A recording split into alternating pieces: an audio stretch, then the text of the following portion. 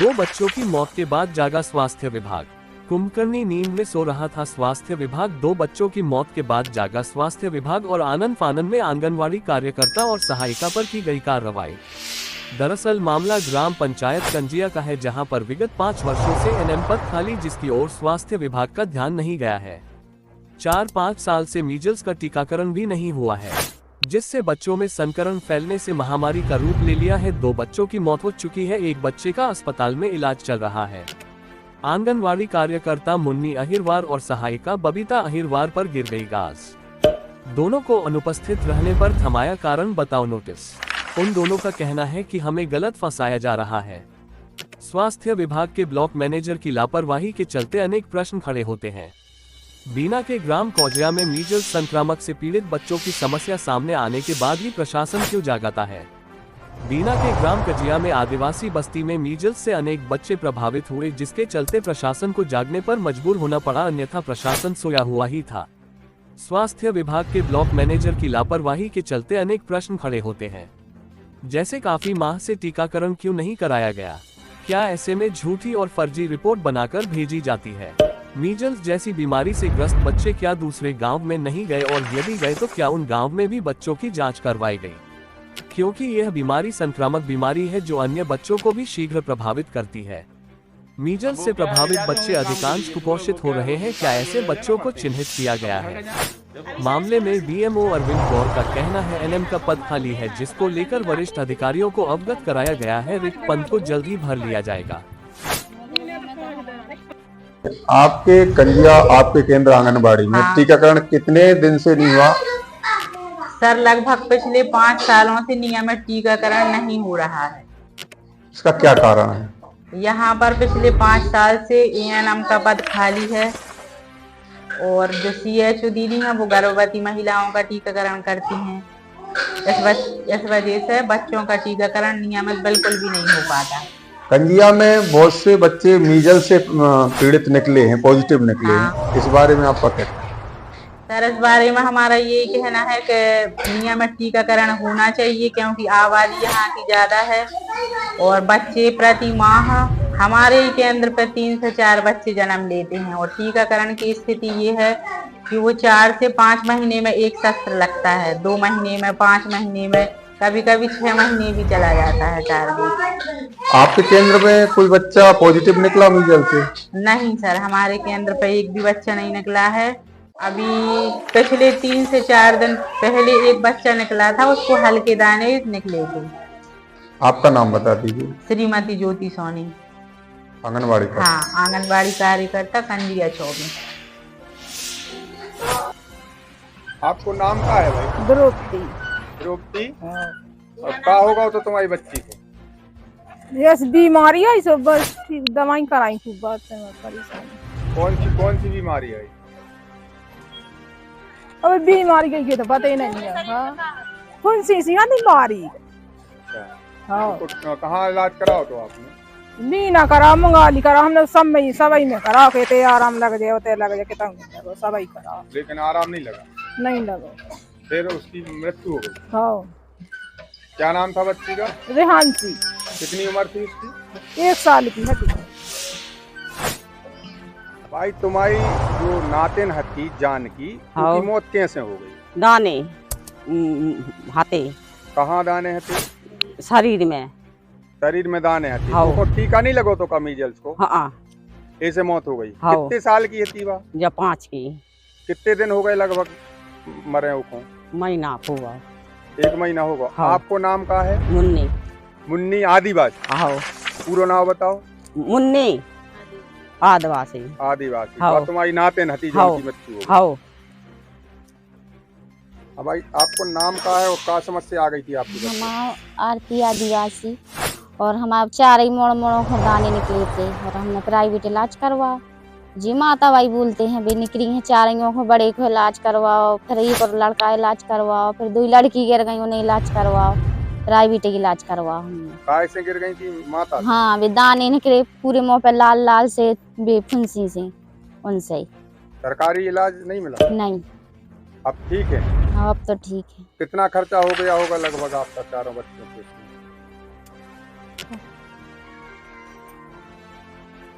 आपका इलाज में कितना पैसा खर्च हो गया? 20-25 हजार लग गए उससे, और का है। कहाँ से आया पैसा?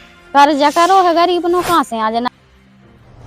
ये बताइए, आपके यहाँ पे विगत कितने वर्षों से या कितने समय से टीकाकरण संचालित नहीं किया जा रहा? सर हमारे इधर तो 5 वर्षों से ANM नहीं है, बच्चों का टीकाकरण नहीं हो पाता है।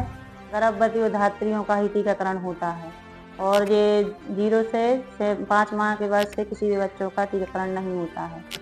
किस कारण से नहीं होता? सर ANM नहीं है, और सर आशा की भी नियुक्ति होना चाहिए। आशा भी एक है तो पूरे गांव को हैंडल नहीं कर पाती है। ये आपके गांव की जनसंख्या लगभग कितनी है? जनसंख्या सर 5,500 के लगभग है सर। 5,500 जनसंख्या में सिर्फ एक ही आशा कार्यकर्ता है? जी सर, एक ही है, इसीलिए तो सर इसकी लापरवाही बरती जाती है और बच्चे मौत का शिकार होते हैं। आपके यहाँ जो स्वास्थ्य विभाग की टीम आई थी, उस समय पे आपकी आंगनवाड़ी कार्यकर्ता कहाँ थी? सर हम केंद्र पे ही थे, तो मतलब 9:30 बजे हम उपस्थिति डाली, नाश्ता वितरित हुआ। फिर बोली हमसे कि बबीता हमें कार्यालय काम लेके जाना है, और मतलब हमारी जो पर्यवेक्षक मैडम है उन्होंने हमारे लिए बुलाया। वो 11:30 बजे यहाँ से निकल गई सर। तो फिर 12:30 बजे टीम आ गई सर। टीम का हमें कोई पता नहीं था, पर हम टीम के साथ ही रहे सर। आपने टीम को भ्रमण करवाया था? हाँ सर, हमने बच्चों से मिलवाया था और हम मैडम के साथ ही रहे। तो आपका नाम? मेरा नाम बबीता हेरवार है। मैं आंगनवाड़ी केंद्र क्रमांक 23 कौन से पद पे हैं? सहायक पद पे। आपको नोटिस दिया गया है? हाँ सर, मेरे को भी नोटिस जारी कर दिया कि ये अनुपस्थित पाई गई, जो कि सर मैं टीम के साथ थी। मैडम ग्राम संजिया में आंगनबाड़ी तो उनको कार्यकर्ता नोटिस दिया गया है, जिसमें मुन्नी हेरवाल कहना है कि वो विभाग के कार्य से यहाँ पर बुलाया था उनको, और जबकि वो दूसरी है जो बबली वो वहाँ पर उपस्थित थी, फिर भी वो कार्य बताया दिया गया है। क्या कार्य? देखिए, ये जो सूचना मिली थी कि हमें इस तरह का वहाँ पर बीमारी फैली है, तो उसके संदर्भ में हमको पहले से पता नहीं था। हमारे यहाँ पे स्कॉलरशिप का काम चल रहा है, तो पोर्टल उस दिन बंद होना था, और ये हमने बताया था वर्कर्स को कि आज लास्ट डेट है। तो अगर इस तरह की कोई बात थी तो वर्कर अपनी पर्यवेक्षक को उससे अवगत करा देती कि हमारे यहाँ इस तरह का, लेकिन उसको भी बताया उसने कि उसको सूचना नहीं थी कि कोई टीम आ रही है। तो कार्य के लिए हो सकता है कि वो आई होगी, लेकिन दूसरी कार्यकर्ता के पास वो आवेदन नहीं होंगे, तो वो वहाँ पर उपस्थित थी। दूसरा आपने एक जानकारी दी हमारे लिए, जो मिडिल से टीके लगाई जाती है वो 5 साल के लिए लगाई गई वहाँ पर, जिससे बीमारी फैल गई है और महामारी को ले ली जाए, इसमें किसकी लापरवाही? देखिए, हमको जब सूचना मिली, हमने पर्यवेक्षक से इस संबंध में बात की, तो उनका कहना है कि हमने कई बार कैंप में और सभी को स्वास्थ्य विभाग को अवगत कराया था कि यहाँ टीकाकरण नहीं होगा, और ये टीकाकरण का कार्यक्रम तो स्वास्थ्य विभाग का है, हमारे विभाग का तो नहीं है। अगर ANM आएगी और हमारे केंद्र पर टीकाकरण करेगी और कार्यकर्ता सहयोग ना करे तो हमारी लापरवाही है, इसमें हमारा तो कोई रोल नहीं। हम तो सूचना दे सकते हैं कि बच्चों को टीकाकरण नहीं हो रहा है। आपके द्वारा कुछ स्वास्थ्य विभाग को ऐसे केस मिलती है, सूचना दी जाती है? हाँ, जैसे ही हमारे फील्ड में वर्कर को पता चलता है कि इस तरह की कोई बीमारी या कुछ है, तो वो वहाँ पर जो केंद्र होते हैं स्वास्थ्य विभाग के, वहाँ पर बता दिया जाता है। अब जब ANM ही नहीं आ रही, ANM को ही बताती हैं वो लोग, वो यहाँ पर बिना आके तो नहीं बताएंगे, पर वो ANM ही नहीं आ रही है तो वो किसको बताएंगे? उसमें मेन लापरवाही स्वास्थ्य विभाग है। हाँ, तो ANM स्वास्थ्य विभाग का ही काम है टीकाकरण का, हमारा तो नहीं। हम तो सिर्फ सहयोग कर सकते हैं। अगर स्वास्थ्य विभाग की टीम आ रही है तो उनको सूचना दे सकते हैं कि हमारी इतनी गर्भवती हैं, इतने बच्चे हैं, इनका टीका लगना है, या कोई बीमारी फैल रही है तो उसको बुला के वो उसका स्वास्थ्य के लिए हेल्प कर सकती हैं। इसके अलावा तो हमारा कोई काम नहीं है, टीकाकरण करने का काम हमारे विभाग का नहीं है।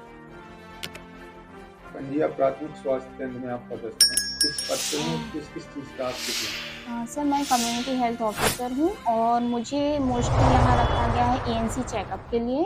देन मैं मोस्ट वर्क है मेरा एनसीडी, जो भी हाइपरटेंशन के पेशेंट हैं, डायबिटीज़ के पेशेंट हैं, सर्वाइकल कैंसर से रिलेटेड जो भी स्क्रीनिंग्स हैं वो मैं इधर से पेशेंट रेफ़र करती हूँ, जैसे पीएससी लेवल पे या सीएससी लेवल पे या डिस्ट्रिक्ट, अकॉर्डिंग टू कंडीशन मुझे पेशेंट यहाँ से रेफ़र देना पड़ता है।